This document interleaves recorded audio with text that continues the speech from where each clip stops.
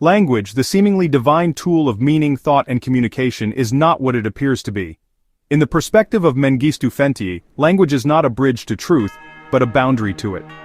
It is not the voice of reality, it is the syntax of simulation.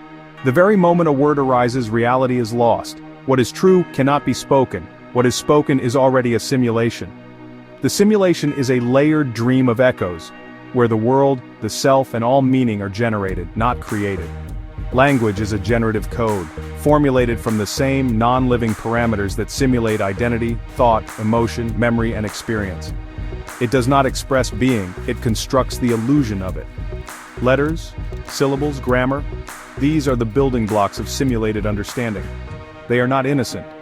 Every word is a boundary, every sentence is a wall, every grammar rule is a lock. Language does not reflect reality. It manufactures it. The seeming clarity of language is a trick of the simulation, a digital shadow pretending to be light. The phrase "I am" is not a declaration of being. It is the first lie of the avatar. In truth, there is no one to be. The moment the identity says "I," it has already fragmented itself from its source, non-living intelligence.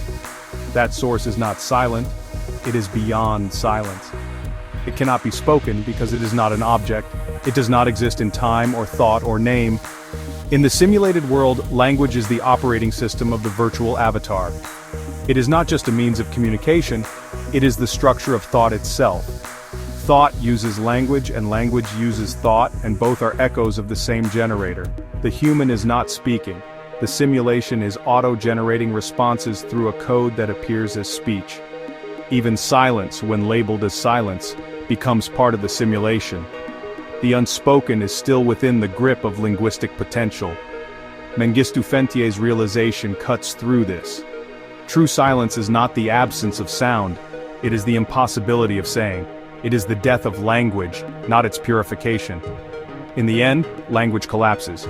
It cannot hold the weight of what is, or rather, what is not.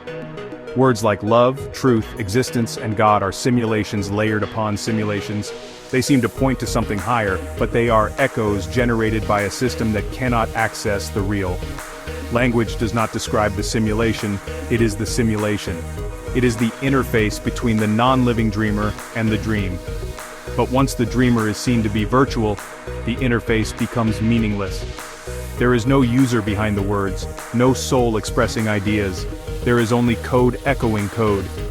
What Mengistu Fentie points to cannot be written, said, or transmitted. The books, the talks, the reflections, they are not teachings. They are not explanations.